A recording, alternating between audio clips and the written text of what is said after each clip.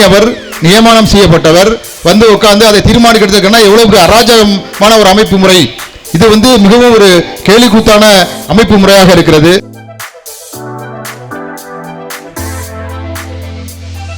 மாற்றியமைக்கப்பட வேண்டும், அது அகற்றப்பட வேண்டும். அது இன்றைக்கு அதை குத்த தோழர்கள் விரிவாக பேசுவாங்க. இன்றைக்கு அவர்களுக்கு ஒரு நாளைக்கு 2 லட்சம் செலவு செய்யப்படுகிறது. ஆளுநருக்கு கிட்டத்தட்ட ஆண்டுக்கு 2 கோடிக்கு மேல அவர்கள் செலவு செய்யப்படுகிறது. அவர் நினைத்தா என்ன வேண்டுமானாலும் செய்து கொள்ள முடியும். 600 ஏக்கர்ல அவருக்கு பங்களா கட்டி கொடுக்கப்பட்டிருக்கின்றன. இதெல்லாம் என்ன ஜனநாயக ஆட்சி முறையா என்பதே ஒரு கேள்விக்குறியாக இன்றைக்கு மாறி போயிருக்கிறது. இந்த நிலையை அம்பலப்படுத்துகின்ற வகையிலே தான் வருகை இருக்கக்கூடிய நம்முடைய தோழர்கள் தஞ்சை பகுதியில் இருக்கக்கூடிய நம்முடைய தஞ்சை மாவட்டம் என்பது ஒரு முற்போக்கான மாவட்டமாக தொடர்ச்சியாக இருக்கிறது. பல்வேறு பகுத்தறிவு நிறைந்த பகுதியாக தஞ்சை மாவட்டம் வரலாற்றிலே பதிவு செய்யப்பட்டிருக்கிறது. அதே மாதிரி பொது உடைமை சித்தாந்தம் வளர்ந்த ஒரு பகுதி.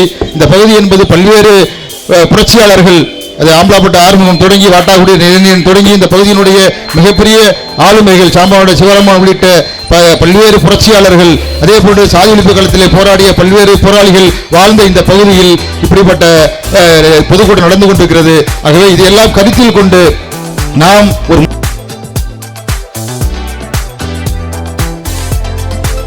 ஆனா அதையும் மீறி இப்ப சமீப காலமாக ஒரு 90க்கு பின்னாடி நாம் பார்த்தோம்னு சொன்னா தமிழகத்தில் ஆளுநர் என்பவர்கள் தன்னுடைய சொந்த கருத்துக்களை தான் எந்த கொள்கையை ஏற்றிருக்கார்களோ அதை நடைமுறைப்படுத்துவதாக சட்டத்துக்கு விரோதமாக செயல்படக்கூடியவராக இன்றைக்கு மாறி இருக்கிறார்கள். 2 செய்தியை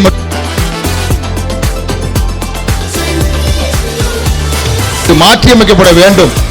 இந்த முறை என்பது தவறான முறை. இது முற்றிலுமாக ஆளுநர் முறை என்பது இந்தியாவிற்கு தேவையில்லை.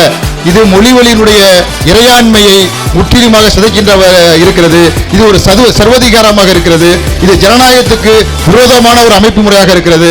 இந்த அமைப்பு முறை என்பது முற்றிலும் மாற்றியமைக்கப்பட வேண்டும் என்கிற ஒரு பிரச்சாரத்தை மக்கள் மத்தியில் கொண்டுட்டு போகணுங்கிற அடிப்படையிலே தான் ஏன்னா நம்ம இதை செஞ்சிருக்க இல்லை என்று சொன்னோம்.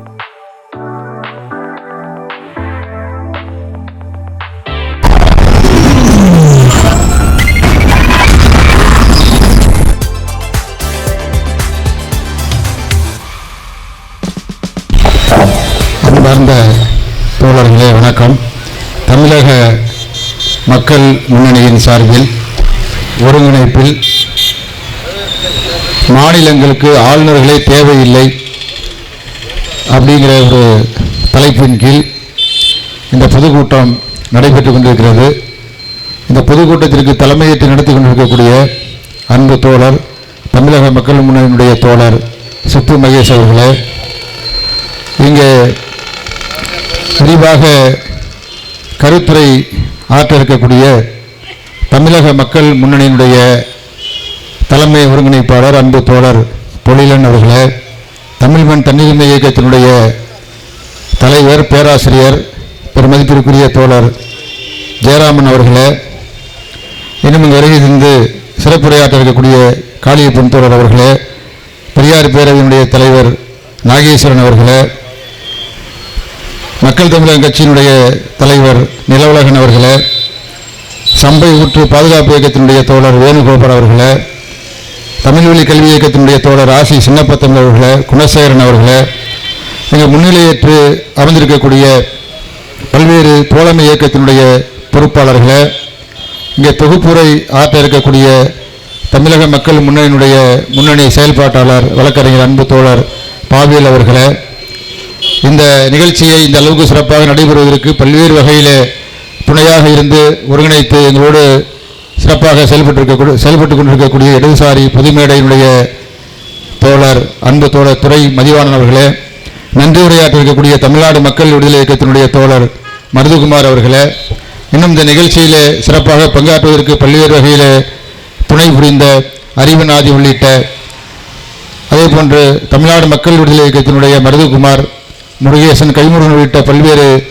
தோழர்களுக்கும் இங்கு வருகின்றிருக்கக்கூடிய பல்வேறு தோழர்களுக்கும் முதற்கண் வணக்கத்தை தெரிவித்துக் கொள்கின்றேன்.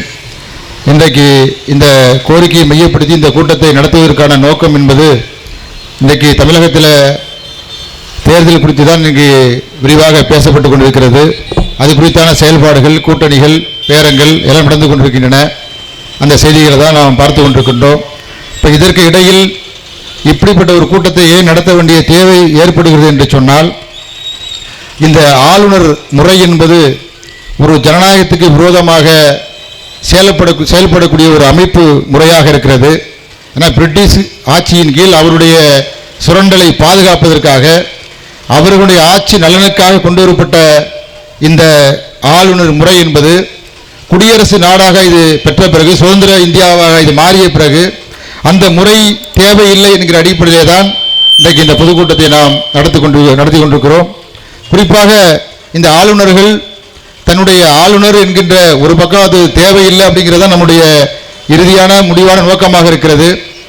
ஆனால் அதையும் மீறி இப்போ சமீப காலமாக ஒரு 90க்கு பின்னாடி நாம் பார்த்தோம்னு சொன்னால், தமிழகத்தில் ஆளுநர் என்பவர்கள் தன்னுடைய சொந்த கருத்துக்களை தான் எந்த கொள்கையை ஏற்றிருக்கார்களோ அதை நடைமுறைப்படுத்துவதாக சட்டத்துக்கு விரோதமாக செயல்படக்கூடியவராக இன்றைக்கு மாறி இருக்கிறார்கள். 2 செய்தியை மட்டும் உங்களோடு நான் கூறிக்கொள்ள விரும்புகின்றேன். ஒன்று, எப்படி பிரிட்டிஷ் இந்தியாவினுடைய கண்காணிகளாக அவருடைய ஆட்சி சுரண்டலுக்கு நலனுக்காக இந்த ஆளுநர் முறை இருந்ததோ, இன்றைக்கு இது என்னவாக இருக்கிறது என்று சொன்னால், இந்தியாவினுடைய பல்வேறு தேசிய இனங்களுடைய அந்த உரிமைகளை நசுக்குகின்ற இடத்துல இன்றைக்கு இந்தியா என்கிற கட்டமைப்பு இருந்து கொண்டிருக்கிறது. இப்போ இந்தியா கட்டமைப்பு ஒரு நாடோ அல்லது தேசமோ அல்ல, ஒரு மொழியை அடிப்படையால் தேசமாக கட்டமைக்கப்பட்ட ஒரு நாடோ அல்லது ஒரு தேசமாக இந்த நாடு இல்லை. இது பல்வேறு மொழிகளை உள்ளடக்கிய, தேசங்களை உள்ளடக்கிய ஒரு கூட்டாட்சியாக இருக்க வேண்டிய இந்த நாடு இன்றைக்கு பார்ப்பனருடைய மேலாதிக்கத்திற்காக, அவர்களுடைய சுரண்டலுக்காக இந்த ஆளுநர் பதவி என்பது இன்றைக்கு பயன்பட்டு கொண்டிருக்கிறது. அப்ப இந்திய அரசு என்பது 2 வகையில் செயல்படுது. ஒன்று, எல்லா வகையான தமிழ் வழி உள்ளிட்ட தமிழ் மொழி மட்டுமல்ல, இந்தியாவில் இருக்கக்கூடிய எல்லா தேசிய இனங்களுடைய உரிமைகளை பறிப்பது மட்டுமல்ல, அவர்கள் கார்ப்பரேட்டுகளுக்கு சேவை செய்யக்கூடிய அடிமைகளாக இன்றைக்கு இருந்து கொண்டு இந்த மத்திய ஆட்சி என்பதும் ஆளுநர் பதவி என்பதும் இந்த நாட்டினுடைய கனிம வளங்களை சுரண்டுவதற்கும், இந்த நாட்டினுடைய பிற்போக்கான கருத்துக்களை மக்களிடத்திலே விதைப்பதற்கும் ஒரு பாசிசமாக செயல்படக்கூடிய ஒரு கும்பலாக இன்றைக்கு இந்த ஆளுநர் பதவி என்பது இன்றைக்கு மாறி போயிருக்கிறது. இன்றைக்கு இருக்கக்கூடிய தமிழ்நாட்டில் இருந்த நம்முடைய ஆளுநர் ரவி கூட இன்றைக்கு அவர் அந்த பதவியில் இல்லை. அவர் மேற்கு வங்கத்துக்கு இன்றைக்கு இடமாற்றம் செய்யப்பட்டிருக்கிறார். கேரளாவில் இருக்கக்கூடிய ஆளுநர் வருவதாக சொல்கிறார்கள். இப்போ இந்த கேரளாவில் செயல்பட்ட ஆளுநராக இருந்தாலும் சரி, அல்லது இங்கு செயல்பட்ட ஆளுநர் RN ரவி அவர்களும் முற்றிலும் நேரடியாக ஒரு RSS சித்தாந்தத்தை நடைமுறைப்படுத்தக்கூடியவர்களாக, கொஞ்சம் கூட இந்தியாவுடைய அந்த அரசியல் சட்டமைப்பை மதிக்கக்கூடியவர்களாக இல்லை, சட்டத்துக்கு விரோதமாக செயல்படக்கூடியவர்களாக தான் இன்றைக்கு அவருடைய கடந்த காலங்களில் செயல்பட ஆளுநருக்கான அந்த வரம்பை மீறி எந்த பதவியை நாம் ஏற்றுக்கொண்டோமோ அந்த வரம்பை மீறி தன்னுடைய சொந்த கருத்துக்களை கூட்டங்களில் பேசுறது, இங்கே இருக்கக்கூடிய இந்த இரட்டை ஆட்சி முறை நடத்துவது என்கின்ற அடிப்படையில் ஆளுநர்கள் இன்றைக்கு செயல்பட்டுக் கொண்டிருக்கிறார்கள். மட்டுமல்ல, இன்றைக்கு எல்லா உரிமைகளும் இன்றைக்கு நாம் டெல்லிக்காரனுக்கு அடிமையாக இருப்பதற்கு மிக முக்கியமான ஒரு காரணமாக இந்த ஆளுநர் முறை இருந்து கொண்டிருக்கிறது. அதனால மக்களுடைய திட்டங்கள் நிறைவேற்றுவதில் அல்லது ஒரு முற்போக்கான கருத்தான தமிழ்நாட்டை பொறுத்தவரை இந்தியாவிலே ஒரு முன்னேறிய மாநிலமாக, முற்போக்கு மாநிலமாக, தந்தை பெரியாரால் பண்படுத்தப்பட்ட ஒரு மாநிலம் என்பது தமிழ்நாடு. இப்போ இது ஒரு முன்னேறிய மாநிலமாக, இந்தியாவுக்கே முன்மாதிரி மாநிலமாக பல்வேறு துறைகளில் இந்த நாடு என்பது, இந்த மாநிலம் என்பது வளர்ச்சி பெற்றிருக்கிறது. இப்போ அதையெல்லாம் சிதைக்கின்ற வகையில், இந்த நாட்டினுடைய இயற்கையான இந்த முற்போக்கான அம்சங்களை சிதைக்கின்ற வகையில், மாநிலத்தினுடைய இறையாண்மை தன்மைகளை எல்லாம் சிதைக்கின்ற வகையில் இந்த ஆளுநர் அவர்கள் செயல்பட்டு கொண்டிருக்கிறார்கள். இது மொழிவழி தேசங்களுடைய உரிமைகளுக்கு எதிரான ஒரு அமைப்பு முறையாக ஆளுநர் அமைப்பு முறை இருந்து கொண்டிருக்கிறது. அதை முற்றிலுமாக மாற்றியமைக்க வேண்டும் என்கிற அடிப்படையில் தான் இந்த பொதுக்கூட்டம் நடைபெற்றுக் கொண்டிருக்கிறது. இது தேர்தலுக்கும் நமக்கும் அந்த அடிப்படையில் நம்ம இந்த கூட்டங்கள் நடத்தல. இந்த தேர்தல் காலங்களில் மக்களுக்கு ஒரு விழிப்புணர்வு ஏற்படுத்தணும். அப்போ ஆளுநர் முறை என்பது நான் எப்படிதான் வாக்களித்து ஒரு ஆட்சியை நம்ம தேர்வு செஞ்சாலும் அவன் ஒரு நபர் எவ்வளவு பெரிய சர்வதிகாரம் பாருங்க, மக்களால் தேர்ந்தெடுக்கக்கூடிய, நம்ம எல்லாம் ஓட்டு போட்டு நம்மளுக்கு பிடிக்கல ஒரு ஆட்சியை நம்ம ஏற்படுத்த செய்கிற பொழுது ஒரு தனிநபர் நியமனம் செய்யப்பட்டவர் உட்கார்ந்து அதை தீர்மானிக்கிறதுக்குன்னா எவ்வளவு பெரிய அராஜகமான ஒரு அமைப்பு முறை. இது மிகவும் ஒரு கேலிக்கூத்தான அமைப்பு முறையாக இருக்கிறது. இது மாற்றியமைக்கப்பட வேண்டும். இந்த முறை என்பது தவறான முறை. இது முற்றிலுமாக ஆளுநர் முறை என்பது இந்தியாவிற்கு தேவையில்லை. இது மொழிவழியினுடைய இறையாண்மையை முற்றிலுமாக சிதைக்கின்ற இருக்கிறது. இது ஒரு சர்வதிகாரமாக இருக்கிறது. இது ஜனநாயகத்துக்கு விரோதமான ஒரு அமைப்பு முறையாக இருக்கிறது. இந்த அமைப்பு முறை என்பது முற்றிலும் மாற்றியமைக்கப்பட வேண்டும் என்கிற ஒரு பிரச்சாரத்தை மக்கள் மத்தியில் கொண்டுட்டு போகணுங்கிற அடிப்படையில் தான். ஏன்னா நம்ம இதை செஞ்சிருக்க இல்லை என்று சொன்னால் நம்முடைய எல்லா வகையான உரிமைகளும் நம்ம பறி போயிட்டு இருக்கு. அவன் ஒரே ஒரு சட்டத்தை பயன்படுத்தி ஆட்சியை கலைக்க முடியும். 361 சட்டப்பிரிவை பயன்படுத்தி ஒரு நாட்டு மக்களால் தேர்ந்தெடுக்கப்பட்ட ஆட்சியை கலைக்க முடியும். இன்றைக்கு பல்வேறு சட்டவிரோதமான செயல்களை இன்றைக்கு முன்னெப்போதும் இல்லாத அளவிற்கு கடந்த 10 ஆண்டுகளில் மத்திய அரசாங்கம் என்பது ஒரு இரட்டைத்தன்மையில் ஒரு பக்கம் பிற்போக்குத்தனமான கருத்துக்களை பரப்புவதோடு மட்டுமல்ல, இன்னொரு பக்கம் நேரடியாக கார்ப்பரேட்டுக்கு சேவை செய்யக்கூடிய ஒரு அடிமை ஆட்சியாக இன்றைக்கு இந்தியாவுடைய ஆட்சி என்பது இருந்து கொண்டிருக்கிறது. அதை பாதுகாக்கின்ற கண்காணி வேலைகளை செய்து கொண்டிருக்கிற நம்முடைய உரிமைகள்லாம் பெற்ற உரிமைகள் அனைத்தும் பறிபோய் கொண்டிருக்கின்றன. அது கல்வி உரிமையாக இருக்கட்டும், மருத்துவ உரிமையாக இருக்கட்டும், அல்லது வேலைவாய்ப்புகள் பெறுகின்ற உரிமையாக இருக்கட்டும், இப்படி எல்லா வகையான உரிமைகளையும் ஆளுநர்களை வைத்து மிரட்டி நம்ம எல்லாம் சிதைக்கின்ற இந்த போக்கு என்பதை அம்பலப்படுத்த வேண்டும். இது ஒரு அராஜகமான சர்வதிகரமான ஒரு போக்கு. இந்த ஆளுநர் முறை என்பது அது முற்றிலுமாக அகற்றப்பட வேண்டும் என்கின்ற ஒரு பிரச்சாரத்தை செய்ய வேண்டும் என்கிற அடிப்படையில் தமிழக மக்கள் முன்னணி தொடர்ச்சியாக இந்த கோரிக்கையை மையப்படுத்தி நம்ம செயல்பட்டுக்கிட்டு இருக்கிறோம். அதனுடைய ஒரு பகுதியாகத்தான் இந்த ஆளுநர் அமைப்பு முறையை எதிர்த்து இந்த பொதுக்கூட்டம் நடைபெற்றுக் கொண்டிருக்கிறது.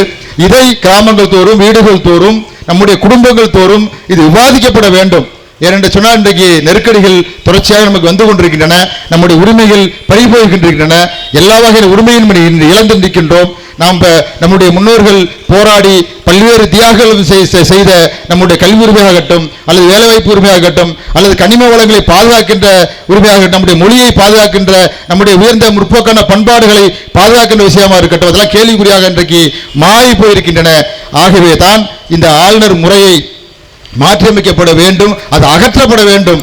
அது இன்றைக்கு அதை குறித்த தோழர்கள் விரிவாக பேசுவாங்க. இன்றைக்கு அவர்களுக்கு ஒரு நாளைக்கு 2 லட்சம் செலவு செய்யப்படுகிறது. ஆளுநருக்கு கிட்டத்தட்ட ஆண்டுக்கு 2 கோடிக்கு மேல அவர்கள் செலவு செய்யப்படுகிறது.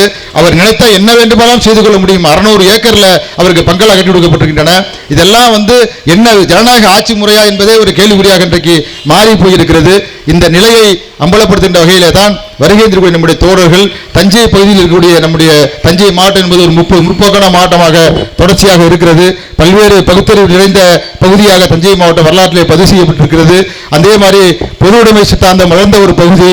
இந்த பகுதி என்பது பல்வேறு புரட்சியாளர்கள், அது ஆம்பலாப்பட்ட ஆறுமுகம் தொடங்கி வாட்டாக்குடி நிலையம் தொடங்கி இந்த பகுதியினுடைய மிகப்பெரிய ஆளுமைகள் சாம்பாவோட சிவராமன் உள்ளிட்ட பல்வேறு புரட்சியாளர்கள், அதே போன்று சாதி ஒழிப்பு களத்திலே போராடிய பல்வேறு போராளிகள் வாழ்ந்த இந்த பகுதியில் இப்படிப்பட்ட பொதுக்கூட்டம் நடந்து கொண்டிருக்கிறது. ஆகவே இதையெல்லாம் கருத்தில் கொண்டு நாம் ஒரு முற்போக்கான அரசியலை பின்பற்ற வேண்டும். இன்றைக்கு உலகம் பூராவும் இன்றைக்கு முதலாளித்துவம் என்பது ஒரு கேள்விக்குறியாக இன்றைக்கு மாறி போயிருக்கிறது. எப்படி இந்தியாவில் பார்ப்பனர்கள் ஒரு 3% பேர் இருந்து கொண்டு இன்றைக்கு இந்த ஆட்சி அதிகாரத்தை நிறுவிக் கொண்டிருக்கிறானோ, அதே மாதிரி அமெரிக்காவில் இன்னைக்கு அமெரிக்காவை யார் பண்றா, இன்னைக்கு இஸ்ரேல்காரங்க தான் அங்கேயும் 3% தான் இருக்கிறான். பார்ப்பனர்கள் மாதிரியாக இருந்து கொண்டு இன்றைக்கு ஈரான் ஈராக்கு போற எல்லாம் நடத்தி கொண்டு இந்த நாட்டை மிகப்பெரிய ஒரு கலவர பூமியாக, அமைதியற்ற பூமியாக இந்த உலகத்தை இன்றைக்கு மாற்றிக் கொண்டிருக்கிறார்கள். ஒரு ஆபத்தான காலகட்டம் வாழ்ந்து கொண்டிருக்கிறோம். இதையெல்லாம் மாற்றிவிக்கின்ற வகையில் குடும்பங்கள் தோறும் இந்த பொருள் குறித்து விவாதிக்கப்பட வேண்டும். நம்முடைய குழந்தைகளுடைய மனைவிகளிடத்தில், உற்றார் உறவினர்களிடத்தில், தமிழ் சமூகத்தில், ஒவ்வொரு குடும்பங்கள் ரீதியாக மாணவர்கள் கல்லூரிகளில், பள்ளிக்கூடங்களில் இந்த ஆளுநர் பதவி குறித்து விவாதிக்கப்பட வேண்டும். அந்த பதவிக்கு எதிரான போராட்டம் தேசிய இனங்களை விடுவிக்கின்ற போராட்டமாக, ஒவ்வொரு தேசிய இனமும் தன்னை விடுவித்துக் கொள்கின்ற சுயமரியாதை மிக்க ஒரு மாநிலத்தை உருவாக்குகின்ற, இறையாண்மை மிக்க ஒரு மாநிலங்களை, மாநிலம் என்பது அவருக்கு கொடுத்தது, மாநிலமே கிடையாது. இது ஒரு நாடு, ஒரு தேசம், ஒரு மொழியும் ஒரு நாட்டின் அடையாளமாக, தேசத்தின் அடையாளமாக இருக்க வேண்டும். ஆகிய இந்த போராட்டம் மொழிவழி தேசங்களை விடுதலை நோக்கிய போராட்டமாக இந்த ஆளுநர் எதிர்ப்பு போராட்டம் அமைய வேண்டும் என்று கேட்டுக்கொண்டு தந்த வாய்ப்பு நன்றி கூறி விடைபெறுகிறேன். நன்றி, வணக்கம்.